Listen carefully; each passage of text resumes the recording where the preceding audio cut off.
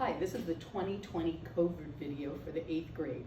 All of these procedures you will receive in writing, but I thought it would be easier if I explained some of them to you.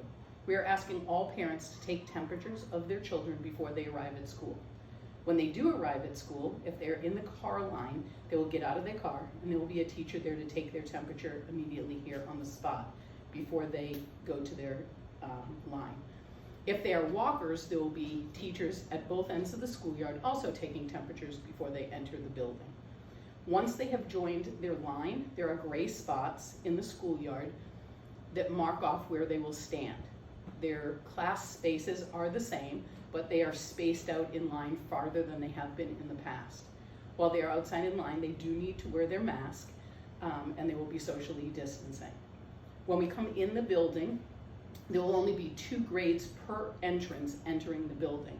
So each grade will be entering through different entrances. The 8th grade's entrance is the front right-hand door that we will come in the morning. If you can please try and make sure your children have everything they need for the day, as limited access, there will be limited access for parents during the day.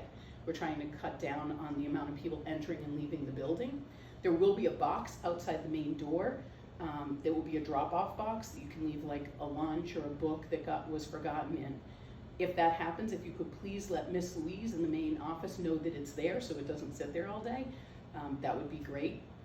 The homerooms, they're calling them cohorts this year. So your cohort are the students that you are staying with. In the 8th grade, normally we switch 7th and 8th grade. This year the students will not switch. They will remain in their homeroom, guaranteeing that they are the only ones sitting in their desk for the day. The teachers will switch, so your student will have 2 teachers throughout the day. We have purchased milk crates that their textbooks will go in so that they don't need to be getting up and down from their desks, so less interaction. Hand washing, there will be hand washing before and after snack, lunch, and recess. The building will be wiped down throughout the day and then a total cleaning of the building after school. Since the teachers are involved in the cleaning after school, there will be no clubs this year until things improve. Each student will need to have 2 extra masks in their backpack. If they could be in a Ziploc bag, that would be great. At the end of the day, procedures for dismissal is pretty much the same, except it will be staggered, so they are dismissing with their cohorts and not intermingling with other classes. We're all in this together, so let's make 2020-21 school year a great year. May God bless you. Look forward to seeing you. Hi, I'm Sister Mary Anthony. If you're here last year, you know that. If you are new to our school, welcome. Last year, school ended kind of abruptly. So I'm very glad that we're going to be in school and face-to-face this year so I can see all of you in person. 3 forms of communication that I use to communicate with parents are Remind, a Friday folder, and email. There will be a piece of paper going home called Parent Homework, and it asks you for the contact person for Remind. You may sign up for more than 1 parent.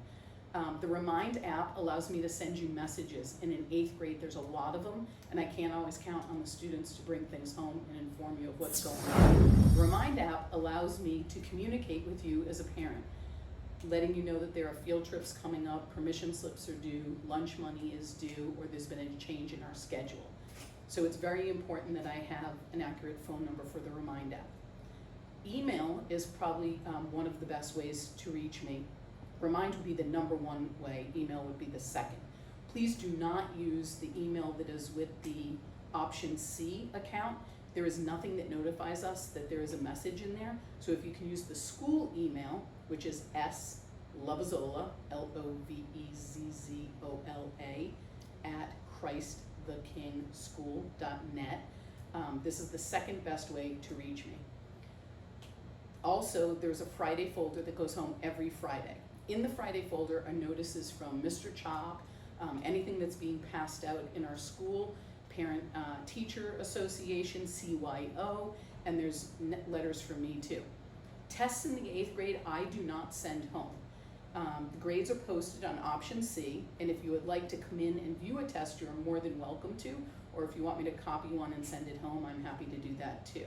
I hold all tests till the end of the year, so they have them to study for their final exam. I have found in 8th grade, when I send them home in the Friday folder, they don't always come back, and then some students have nothing to study for their finals. You are welcome to come in at any point and view those tests, though. Academic honesty is something that is very important to me as the students are headed towards high school. Plagiarism and academic honesty is something that teachers look very closely at these days.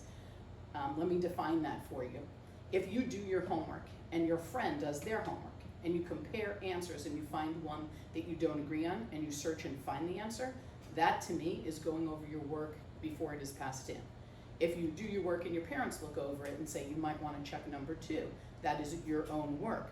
However, if I do 1 through 5 and you do 6 to 10 and we share that, that would be a 50 because you have done half the work. Please make sure that the work that is turned in is your students' work. There are ways on the computer that we can actually see who generated the paper and how much time was spent on the paper. If your child is having a hard time, come and see me. I will work with anyone who needs extra help and is struggling. However, if they are cheating on a test or homework assignments or other assignments, there will be a 0 and zeros will not be removed. So please work with me. We're partners in this. I will try my best to make this year a very fun year for the 8th grade, 7th grade too. But the 8th grade especially has some traditions that are a ton of fun. A lot of the parents know we do this huge haunted house, and it's a fundraiser for the year that provides money for yearbook and a bunch of trips and other things that we do. Participation for that is very helpful to me. I heard people saying, oh, we're not going to be able to do it. Don't count me out yet. We're looking at trying to do it outside, and so it might be a whole new haunting this year, so bring your ideas and get thinking about that. All the help we can get is great. There'll be more about that in the future. Some other things that we do in the 8th grade is we have our Hershey Park trip. There's always been an 8th grade dance, but last year we had a picnic, and I think they actually had more fun with blow-up events and stuff, so your children will have a say in that this year, whether they want to do the dance or the picnic. There's a faculty-student game, whether it's softball, kickball, the students have some say in that. So there's a lot of traditions that we do in the 8th grade, and we're really looking forward to a fun year. All of the information that I'm going over is online. I also have a syllabus where for each class, I let the students know what I'm looking for. The first 2 days of school, I read with the students the handbook and the syllabus so they know all the rules. This year it's really their accountability. If you're gonna help them out, that's great, but a lot of accountability falls on them in 8th grade because in high school it will all be on them. Speaking of high school, hopefully by now you're close to knowing where you're gonna go next year. If you have already made that decision, the sooner you start looking for scholarships, the better. I have a list of some scholarships that students have received in the past that will be both online and I will pass out the first week of school. But that's something that you definitely want to get started on, looking at what is your students or what is yours as a student, your gifts, talents. What events have they been involved in? So if they have extracurricular events outside of school, they play on a hockey team or in a special league, they do ballet, academics. There's all sorts of scholarships outside of school that are available.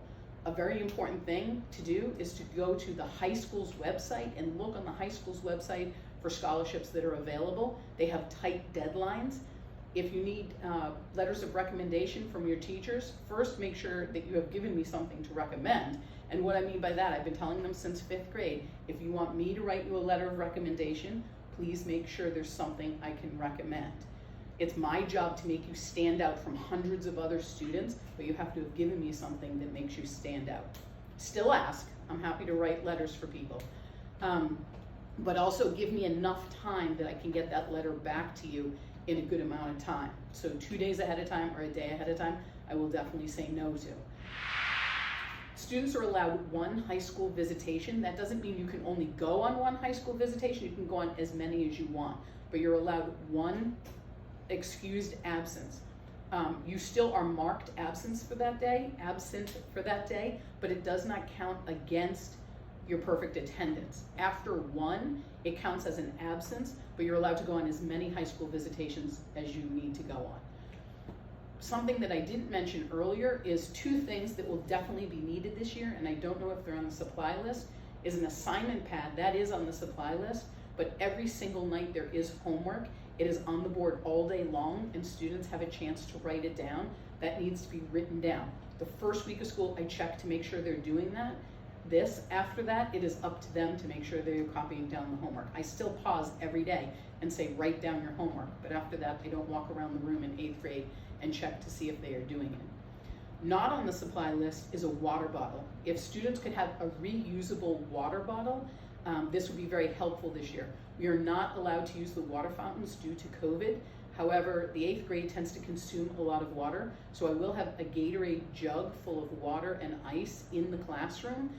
The students will not press on the button. They will bring their water bottle up, and I will press the button so that I am the only one touching that button.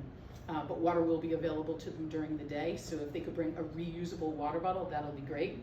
I'm looking forward to this year and hoping that this will be a great year, that 2020-2021 will be a great school year, and I will do my best to make this a wonderful year for your students. Have a great year, and God bless you.